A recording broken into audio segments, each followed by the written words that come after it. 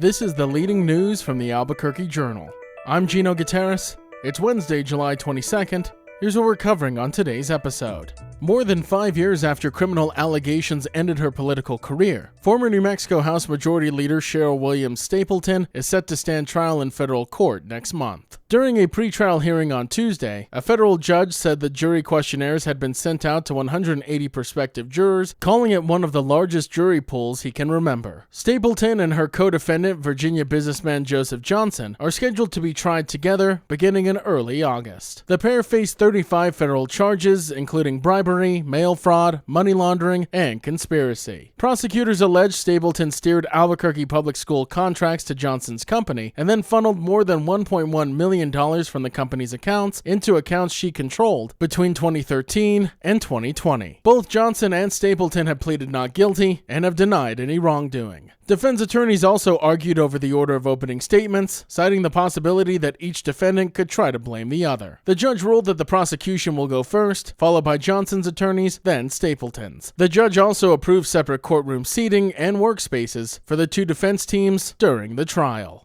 Sierra County has become the latest New Mexico community to hit a pause on data center development. In a surprise move on Tuesday, county commissioners unanimously approved an 18-month moratorium on large-scale data centers after more than an hour of public comment, with most residents voicing concern about water use and environmental impacts. The decision follows similar actions in Santa Fe and Socorro counties as lawmakers consider a statewide moratorium next year. The vote comes as a proposal is being considered for a solar-powered data center at Spaceport America. While the county can't directly regulate development on state trust land, the project still requires approval from the state land office. Supporters of the moratorium says it gives the county more time to study potential impacts, particularly on water resources, as Elephant Butte Reservoir sits below 3% capacity and local farmers face reduced irrigation supplies. Some union representatives argued that data centers could bring much-needed jobs, but commissioners ultimately sided with residents calling for more information before any major projects move forward. County leaders say the temporary ban will allow time to conduct impact studies and evaluate future state regulations before deciding whether large-scale data centers belong in Sierra County.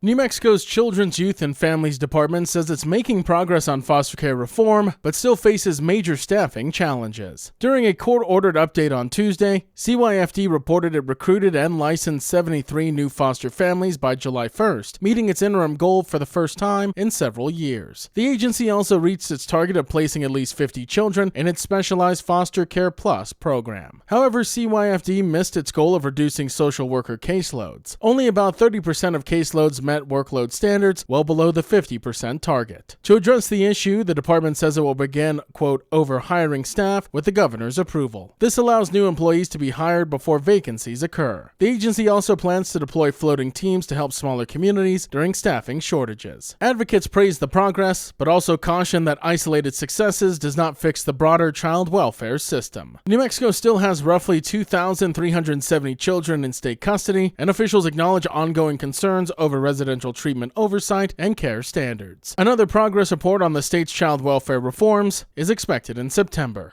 And a former New Mexico Highlands University administrator is suing the school, claiming he was fired for reporting safety concerns involving student athletes. Former university vice president Paul Grindstaff alleges he repeatedly warned university leaders and the state higher education department about unsafe conditions, including outdated football helmets and a deteriorating practice field that he says contributed to injuries among the women's soccer team. He claims he submitted his final safety report the same day he was fired in May. Grindstaff was one of several high-profile employees terminated alongside former university president Neil Wolf. University regents later accused Wolf of financial misconduct and favoritism, while also alleging that Grindstaff forged an athletic contract and attempted to drive a university vehicle while intoxicated. Grindstaff denies those allegations, calling them defamatory, and says electronic records dispute the forgery claim. He is suing under state and federal whistleblower laws, seeking back pay, damages, and a hearing to clear his name. The university denies the lawsuit's claims, saying it won't litigate the case through the media and will defend itself in court. Grindstaff's lawsuit is the latest in a series of legal challenges stemming from the leadership shakeup at Highlands University.